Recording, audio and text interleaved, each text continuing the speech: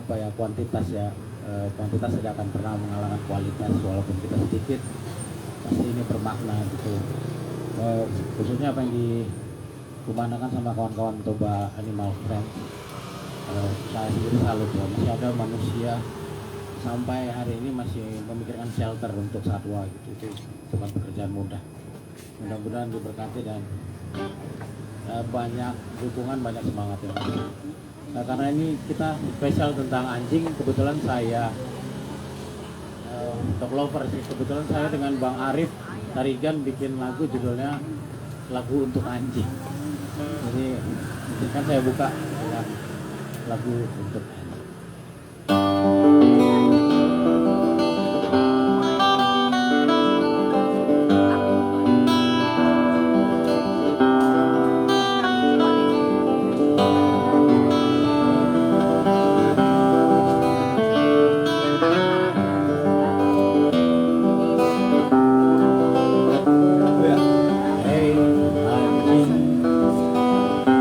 Betapa aku sayang padamu, betapa setia engkau padaku, lembut jilatanmu.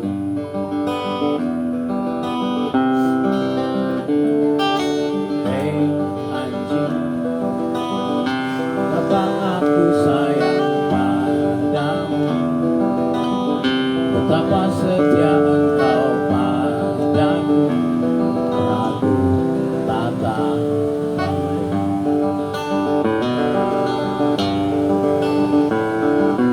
Hei anjing, maafkan kami manusia, gunakan namamu untuk mencela, untuk memenuhi nafsu angkara. Maafkanlah gonggongan kami anjing.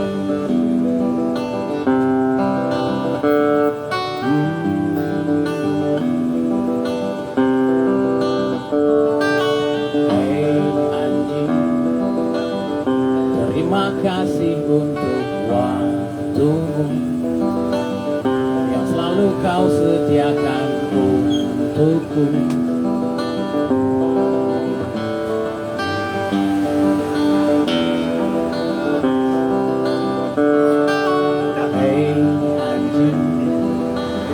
Duduk sini kau dekat padaku, menyanyikan sebuah lagu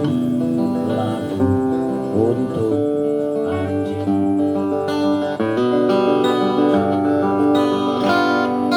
Hei anjing, maafkan kami manusia, gunakan namamu untuk mencela, untuk memenuhi nafsu angkara. Maafkanlah gonggongan kami anjing. Hei anjing, maafkan kami yang hina, gunakan tubuhmu sebagai mangsa, rakus dan serakah kami manusia. Doakan kami agar sadar anjing.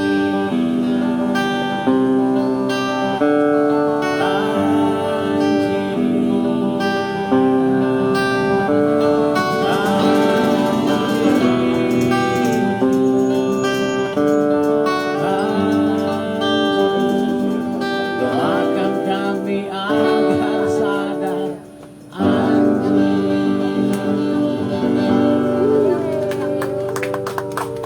Ya, saya berani bikin lagu itu bukan tanpa basa-basi, bukan karena munafik apa. Kebetulan kami punya 3 anggota keluarga yang anjing. Jadi istri saya pun sudah anggap dia sebagai anak kandung gitu. Jadi kenapa tidak spesial bikin lagu itu? Jadi itu kalau ditanya, Anda punya anak? Udah anjing. Jadi sangat gampang. Jadi lirik itu masuk gampang jadi bikin. Nah, kemudian bicara animal lovers gitu kan. Kebetulan udah banyak ngomong sama Kak Anita, dan saya juga lihat teman-teman banyak yang bikin shelter. Nah, ada suka duka, bahkan duka, gitu kan. Nah, saya anggap kalian itu aktivis, melakukan itu bukan apa ya, bukan untuk cari nama, bukan itu ya, malah gila kayaknya gitu. Kenapa sih orang masih mau ngurusin satwa gitu? Dari mana uangnya? Dari mana? Banyak pikiran yang muncul di kepala saya. Kebetulan saya juga bikin lagu khusus untuk aktivis seperti kalian gitu. Kehormatan saya untuk orang-orang gila, orang-orang luar biasa, relawan, yang bikin shelter, orang-orang yang mau terjun ke bencana atau segala macam. Buat kalian semua, ini hormat saya untuk semua animal front lover, pokoknya animal lovers apa segala macam, semua relawan, semua aktivis yang ada di muka bumi. Judulnya Dilema Sang Aktivis.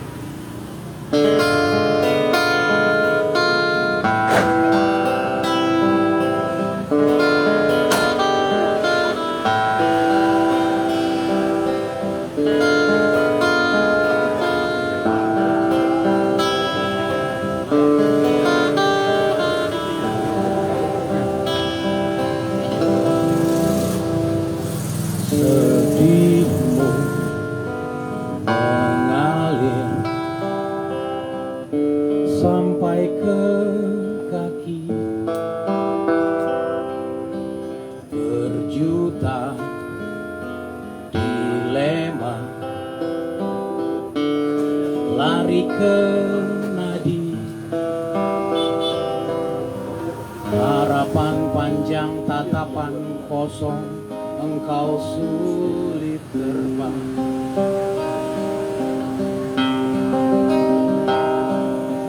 Berjuta filsafat menerjang, rakus penuh di ruang pikiran. Apakah ini arti juangmu selama ini?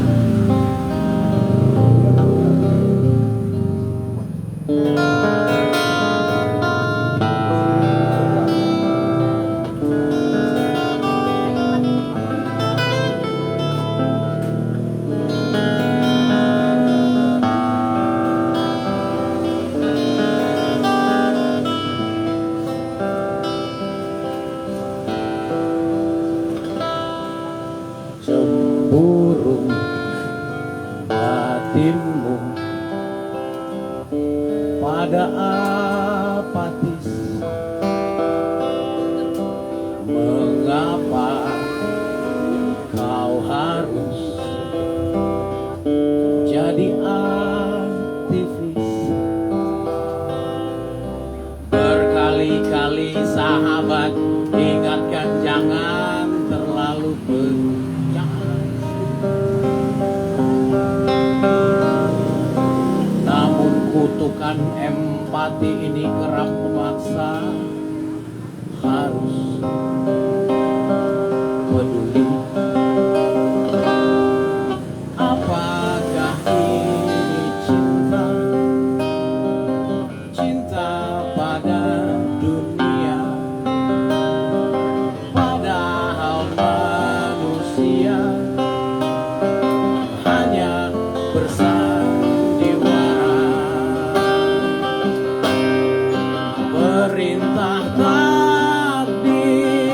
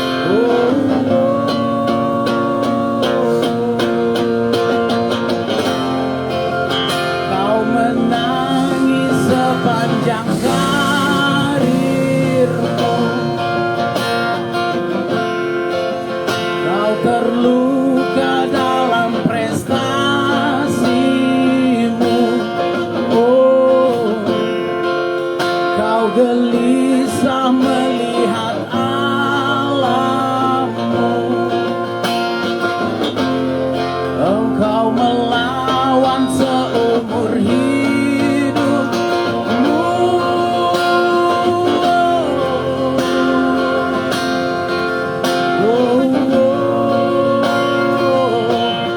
Engkau ingin tak peduli, engkau ingin tak peduli, sangat ingin tak peduli, teramat ingin tak peduli, tapi engkau tak bisa, tak bisa untuk tak peduli, tapi engkau tak bisa, tak bisa untuk tak peduli, karena engkau manusia. Manusia harus peduli, karena engkau manusia. Manusia harus peduli, engkau harus peduli. Silakan dilanjutkan. Nanti masih hari banyak masih ini aja. Kak, silakan dilanjutkan.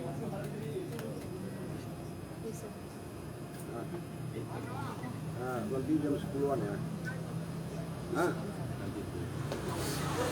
Iya, nanti jam 10-an ya. Jam 10-an pada masyarakat. Ya, aku lagi di literasi. Jam 10-an nanti ya. Terima kasih ya Ika Santos.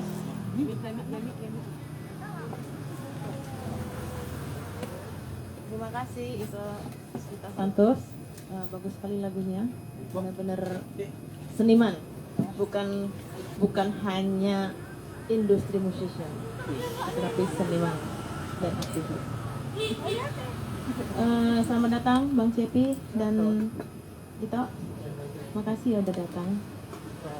Ini kita baru buka kok di 2 lagu tadi sama dari Ito Santos. Ito Santos ini ada lagu tadi tentang anjing pembukaannya. Terus kita ada diskusi sedikit, nanti bisa ada juga tanya jawab gitu. Kita yang nggak ngerti, termasuk aku nggak ngerti banget, banyak yang nggak ngerti, masih potong. Dengan Amang Boro Wilson, budayawan ya, sejarah yang mengerti tentang sejarah Batak. Oke, kita mulai langsung aja ya.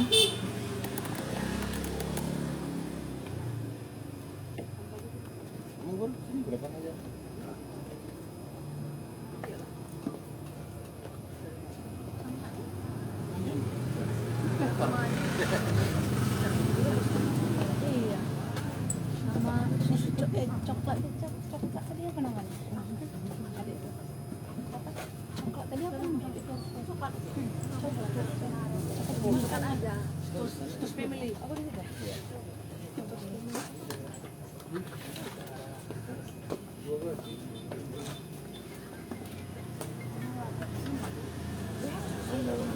Siap. Silakan aja lah, Kang. Angkatlah.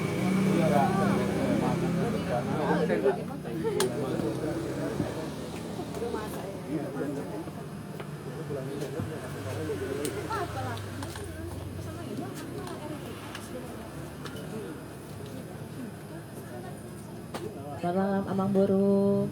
Terima kasih ya udah mau kita ajak diskusi untuk tahu. Sebenarnya bukan diskusi sih, nanya-nanya tepatnya, karena kita nggak tahu apa-apa.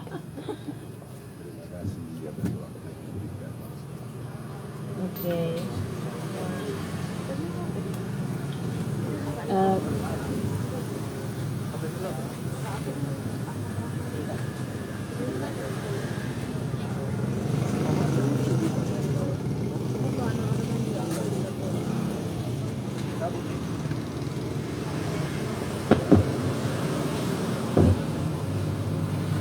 Oke.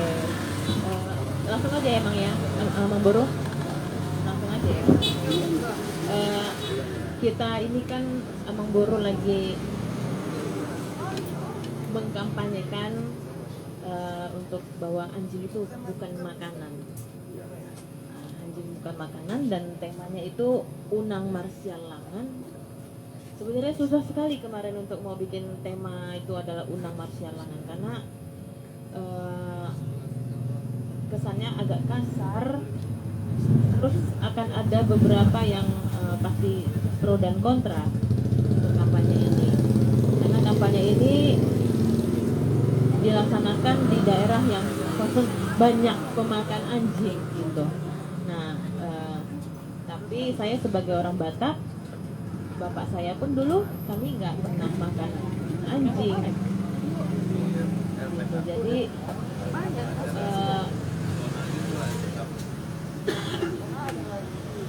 kenapa saya bikin kampanye ini? Aku penasaran, Mang. Sebagai orang Batak, aku sering ketemu sama orang, dia bilang, ayo ini makan ini boru panggabean. Aku nggak makan itu, Mang, gitu. Kenapa? Aku nggak makan anjing. Bukan orang Batak lah kau, gitu. Nah, aku dari situ sampai ke beberapa tempat, ke beberapa, bukan hanya ke Samosir, ke Tarutung, ke Baligir, tapi di kota Medan sendiri aku sering dihadapi dengan percakapan itu.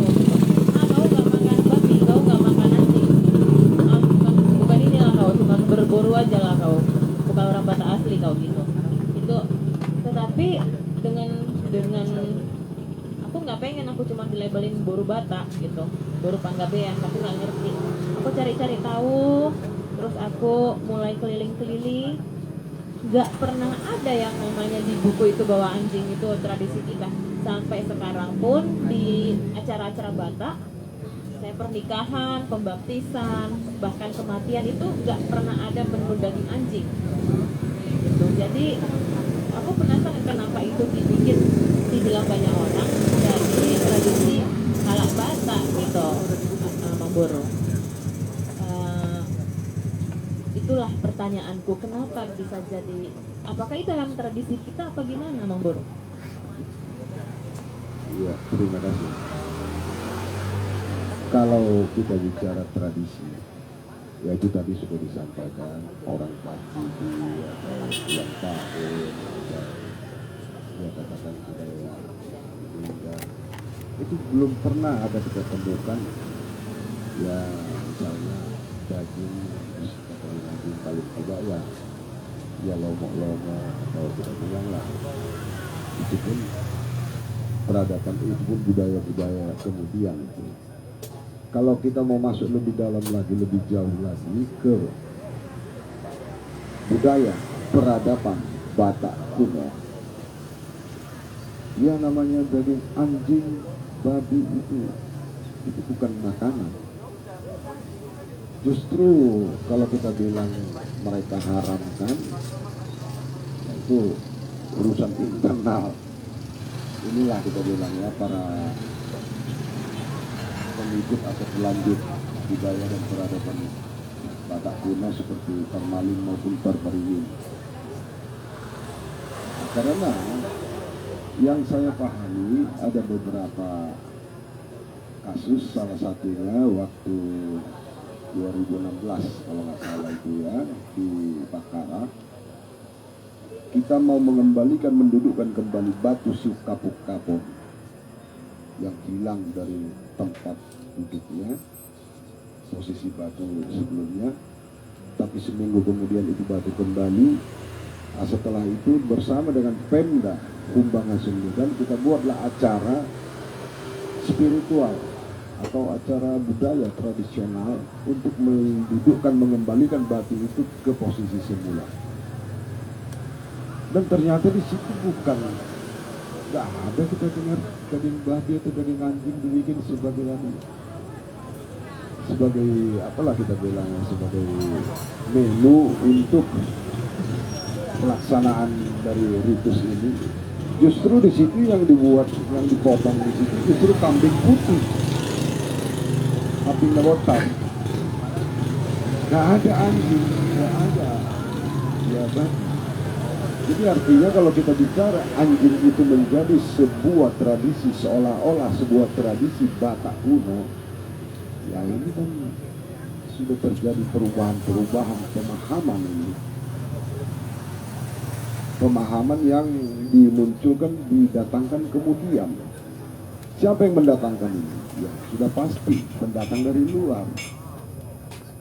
Karena bagaimanapun juga sebelum ya Belanda masuk ke Toba atau ke Tanah Batak, ya orang Batak itu masih kepercayaannya masih murni, kepercayaannya masih kepada ya monoteis lah itu ya. Mereka percaya Tuhan dan mereka mengabdi kepada Tuhan Sang Pencipta, Allah. Itu yang sesungguhnya. Hanya setelah masuk Belanda, masuk lagi misionaris dari luar, dan masuklah katakan pengaruh dari agama Samawi, maka banyak sekali terjadi perubahan. Nah, perubahan ini dan inilah dijadikan dasar untuk mengungkap dan untuk mengangkat bahwa ini seolah-olah ini adalah budaya peninggalan peradaban Batak masa lalu. Jadi sangat memilukan kalau dibilang itu adalah salah satu bagian dari budaya atau tradisi. Karena nggak ada dasarnya sama sekali, atau nggak ada landasan yang mendukung kalau dia itu bisa dimakan atau menjadi makanan tradisional. Kalau makanan tradisional pasti terkait itu sama kita. Ada nggak pesta, ada nggak ulaun apa, itu pasti ada dia. Ya kecuali ulaun nagok kita bilang, atau misalkan kayak sahur matua, itu bukan babi lagi sekarang apa namanya, tapi dia sudah naik ke kerbau. Nah, itu budaya tradisional Batak kuno. Jadi kalau dibilang anjing bagian dari ya kebiasaan orang Batak masa lalu sebagai makanan tradisi, ya ini perlu dipertanyakan. Siapa yang ngomong itu? Mana datanya? Berdasarkan apa? Dan siapa penulisnya? Kalau penulisnya sumbernya dari luar aja, ya wajar-wajar aja. Orang luar kan selalu membuat sejarah baru dengan versi, dengan cara mereka, kepentingan mereka. Itu yang saya pahami tentang itu tadi, tradisi memakan anjing itu. Karena ya kalau kita kaitkan dengan tradisi ya bangsa yang di dunia ini yang tukang makan anjing yang sangat terkenal itu ya Korea kan, kita bilang tadi. Nah, Korea itu apakah mereka ada pengaruhnya ke Indonesia atau pengaruhnya ke Batak? Ini menjadi tanda tanya besar. Ya, atau mungkin ada para ini yang membawa para ya mission yang membawa ke sana, ya nggak tahu kita. Itu di data-data nggak ada tertera tentang itu. Sampai zaman kita tahun 70-an kalau di Jakarta dibilang orang Batak, dibilang Korea lu katanya. Bingung kita apa hubungan Batak dengan Korea. Ternyata hubungannya ya karena Batak tukang makan anjing. Disamakan sama Korea. Makanya orang-orang zaman dulu, orang Jakarta itu kalau apa orang Betawi itu dasar Korea lu, memakan anjing lu gitu ya. Jadi ini yang perlu. Dan satu hal lagi yang perlu juga kita catat, bahwa ternyata anjing itu punya peran yang sangat penting, yang sangat sangat khusus perannya terhadap kehidupan kita sesama umat manusia. Coba kita lihat, itu di Aceh, itu di Minang, Sumatera Barat, sampai ke daerah Jambi sana, itu pemburu-pemburu itu mereka menggunakan anjing, memelihara anjing mereka gunakan sebagai alat, sebagai kompasnya mereka untuk mencari jejak-jejak buruan mereka. Kenapa? Karena anjing itu punya sebuah naluri hewani yang sangat tinggi, yang sangat luar biasa, yang bisa bekerja sama, beradaptasi dengan kepentingan atau pola pikir berpikir atau ya apalah kita bilang ya, naluri berpikir kita manusia. Jadi kayak nyambung. Artinya bahwa anjing itu punya naluri hewani atau kebinatang yang sangat tinggi luar biasa, baik dari penciuman, penglihatan, dan juga kesetiaannya yang luar biasa. Nah, kenapa ini sampai disalah artikan? Kenapa ini menjadi seolah-olah konsumsi tradisional? Ini yang nggak masuk akal, nggak bisa diterima akal. Makanya disinilah perlu kita melogikakan, baik itu ya sejarah yang dibiaskan, yaitu nanti ada jejak-jejak yang tidak bisa dibantah. Ya salah satunya itu tadi, kalau benar-benar dia makanan tradisional, ya kenapa jejaknya sama sekali nggak ada sampai sekarang? Nggak ada jejaknya sama sekali, bahwa dia adalah pelengkap di dalam menu-menu hidangan-hidangan untuk pesta-pesta atau ulau-ulau orang Batak, kecuali sekarang ini. Tapi yang sekarang ini pun tidak ada, nggak ada sama sekali. Lebih nyambung dia ayam, ya ayam yang digotai, ya digotai. Nah, kalau budaya masa lalu ya yang paling apa selain kerbau ya itu kambing, cuma dua ini aja. Babi pun tidak, baik kita ke Parmalin maupun Barbari enggak, sama sekali tidak ada di situ gitu ya. Itu kemudian itu masuk perubahan-perubahan itulah yang mungkin transformasi budaya dari luar ke kita, seolah-olah itu adalah menjadi budaya kita, karena orang Batak ini salah satu suku yang ya mungkin kita bilang yang cerdas lah, kita bilang ini perlu harus dihancurkan dia punya pemahaman sejarah maupun budayanya. Kalau enggak ya dia akan kuat. Itu yang saya lihat. Mudah-mudahan apa yang saya sampaikan ini jadi ada manfaatnya bagi kita untuk kita simak dan kita analisa, kita cerna, dan kita logikakan secara akal atau nalar yang sehat lah. Oke, selanjutnya saya serahkan kembali. Makasih banyak Abang Bor.